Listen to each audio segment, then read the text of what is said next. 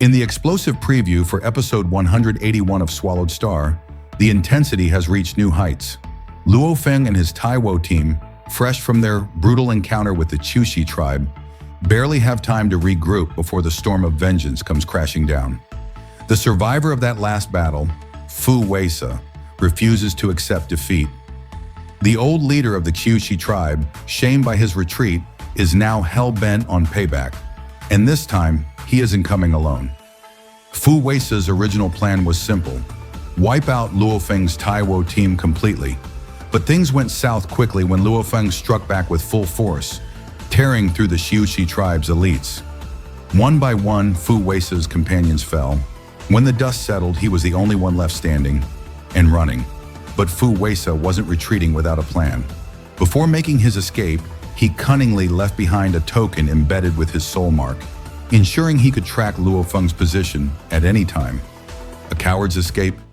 No, more like the beginning of a darker strategy.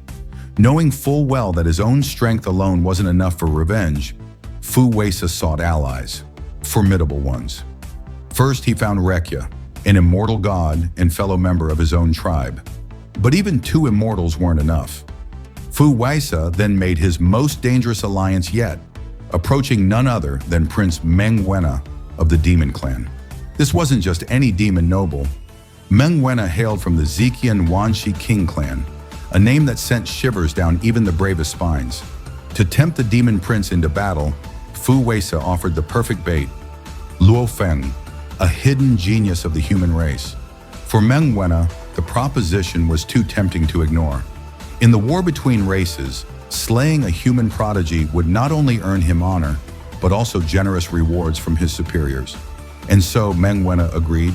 He assembled a squad, bringing along two more immortal powerhouses, one from the Unicorn clan and another from the Rat Demon race. With this deadly team formed, the hunt began. It wasn't long before Weisa's soul mark pulsed with life.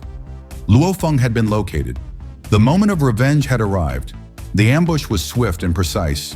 Weisa and Meng Wenna led their immortals into position, surrounding Luofang and his Taiwo team. At first, Meng Wenna held back, observing the situation carefully. He sent the other four immortals, Weisa, Rekya, and the two demon allies, into the fray first. Their mission? Crush Taiwo's squad with overwhelming force. As these four immortals launched their attack, the pressure on Luo Feng's allies was immense. Despair crept in. Even the brave members of the Taiwo team began to consider escape. The threat of total annihilation loomed over them. Could they run? Would any survive? But Luofang saw something different. He didn't see fear. He saw opportunity. These four immortals were powerful, yes, but they were also perfect targets to earn military merit. And Luofang was no ordinary commander anymore.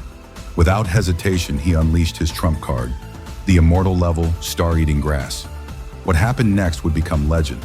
In one devastating move, Luofang's star-eating grass obliterated all four immortals in an instant. Weisa, gone. Rekya, gone.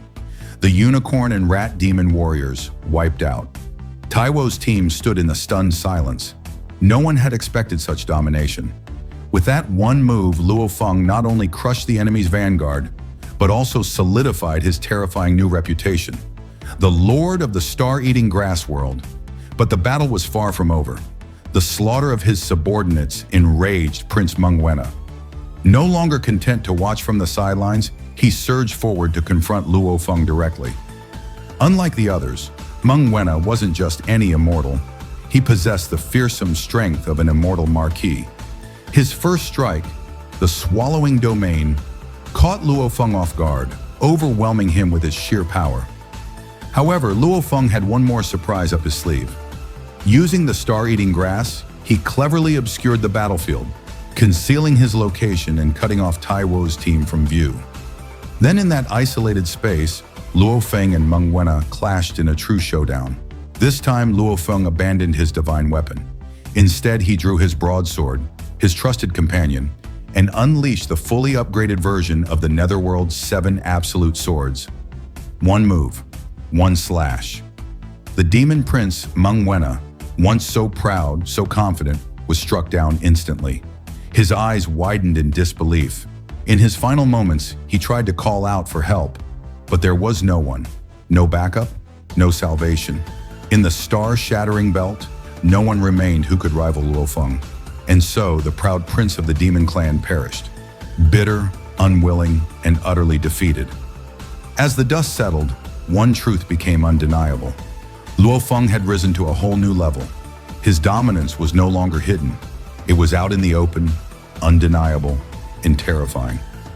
The star-eating grass had become a symbol of fear, and the genius that the other races had once underestimated had now become their greatest threat. Are you ready for the next chapter?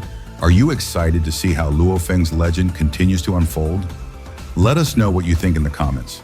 Don't forget to subscribe, and we'll see you in the next one.